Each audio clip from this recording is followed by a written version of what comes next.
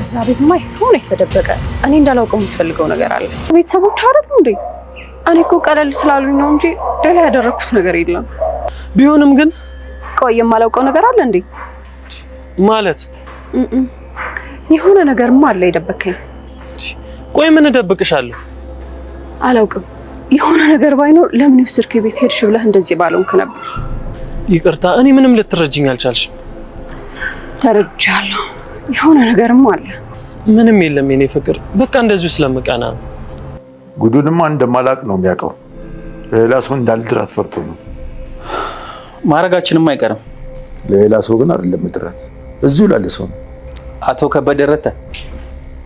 አቤት አቶ ካሌብ ከበደ። ያልገባህ ነገር እኮ ብዙ ነገሮች አልገቡም። የማይገባህም አንተ ነህ። እኔ የደረሰብኝ ነገር በአንተ ላይ ቢደርስ ከአንተ የባሰ ነገር እኮ ነው የገጠመኝ በአንተ ሚስት ምክንያት። ቆይ ቲና ስትመጣስ እንዴት ላደርግ ነው? እንግዲህ እሱን አስብበት። በሷ እንኳን ድርድር የለም። ሌባ እናት ልጇን አታምንም አሉ። በሷ በኩል ሁሌ እጠራጠራለሁ፣ እፈራለሁ። ቆይ ካሌብ እንዳይወስድብን። ምን እንደዚህ አይነት ነገር የሚያስባል እንዴ? እሱማ ታማኝ ሚስት እንዳለው ነው የሚያስበው። ታማኝ?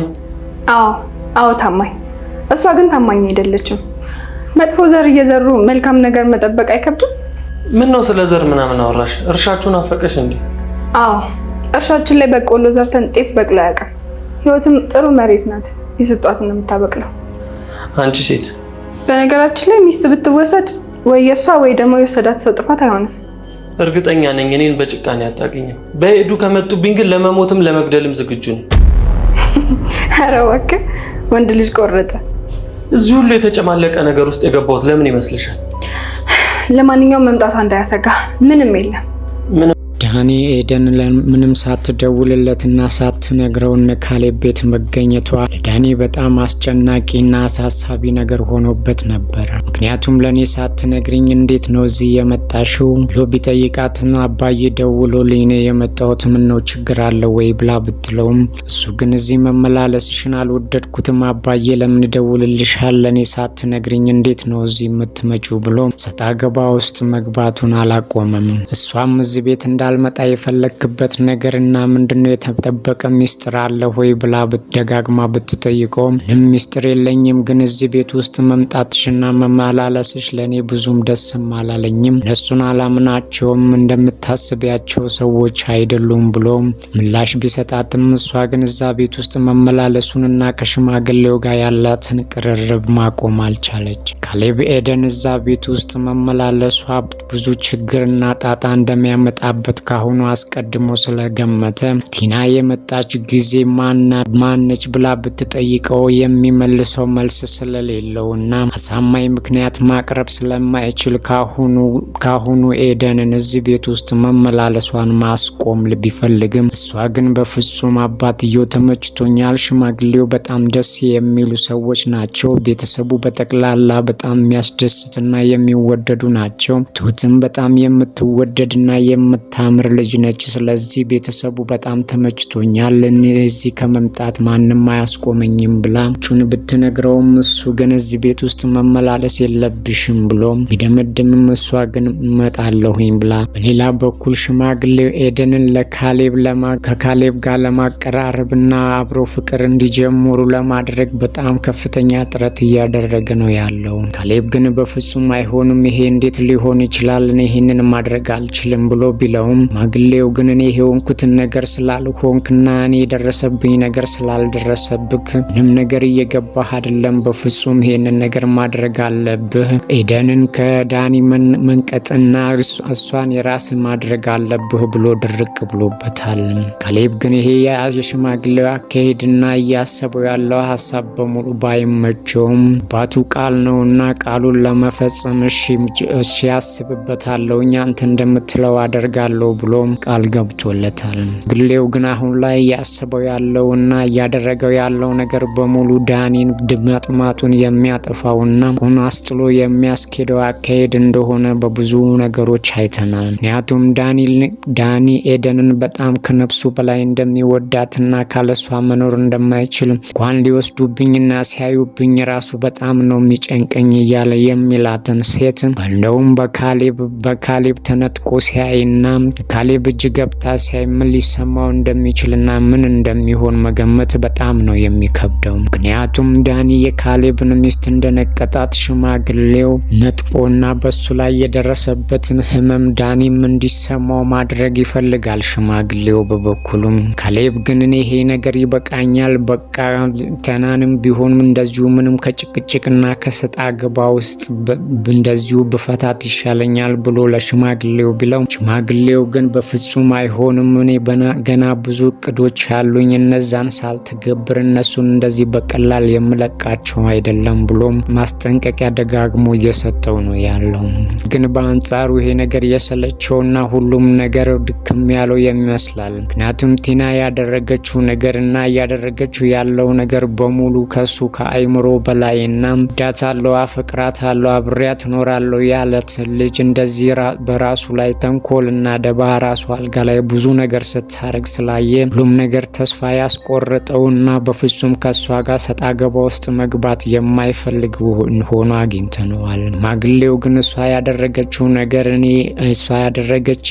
እኔ ምላሹን ሳልሰጣት እንዲህ በቀላሉ አልፋታቸውም። ዳኒም ቢሆን እጁን ማግኘት አለበት፣ እሱ ሚስትህን እንደወሰደብህ አንተም መውሰድ አለብህ ብሎ ለካሌብ ደጋግሞ እየነገረው። ካሌብ ግን የሽማግሌው አካሄድ ብዙ ባይመቸውም እነሱን መበቀል ስለሚፈልግ አባቱ እንደሚለው እሺ እያለ ነገሮችን ቢያድበሰብስም ሽማግሌው ግን ያሰበው ነገር በጣም ሩቅና ከባድ እንደሆነ ማመላከቻ ነው። በሌላ በኩል ዳኒ ትሁትን ደጋግሞ ምክር እየጠየቃት ነው ያለው። የጨነቀውና ግራ የገባው መስሎ ቢታየንም ትሁትን ምክር ለግሽኝ፣ በጣም ግራ ገብቶኛል፣ ምንድነው ማድረግ ያለብኝ ብሎ ቢላትም ሄደን እኮ ላንተ አትገባም፣ አንተ በጣም መጥፎ ነህ፣ እሷ ግን በጣም ጥሩ ልጅ ነች፣ እንዴት ነው እንደዚህ ልትገናኙ የቻላችሁት ብላ ብታሳቅቀውም እሱ ግን እኔ በቃ በጣም ስለደከመኝና ሁሉም ነገር ስለሰለቸኝ ምክር እፈልጋለሁ ቢላትም እሷ ግን እንዳሰበው ምክር ልትለግሰውና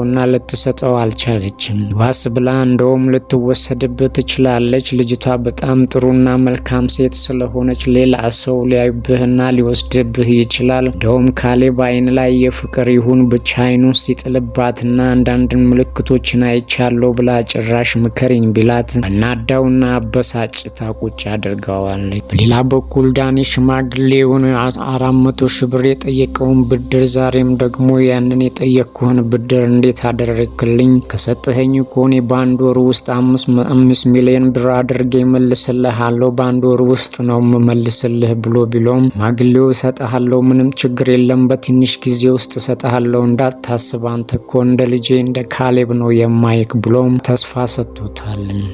ዳኒም እውነት ነው ወይ አባዬ፣ እውነት እኔን እንደ ልጅ ነው ወይ የምታየኙን? እየሰከስከኝ እንዳይሆን ብሎ ቢለውም ምንም እየሰከስኩ አይደለም፣ አንተ እንደ ልጄ ነህ። ምን ነው እኔ እኮ እንደ ካሌብ ነው የማይክ፣ ቲና ስትመጣም ብሩን እሰጥሃለሁ ብሎ ቢለውም ቲና መምጣት ለምን አስፈለገ?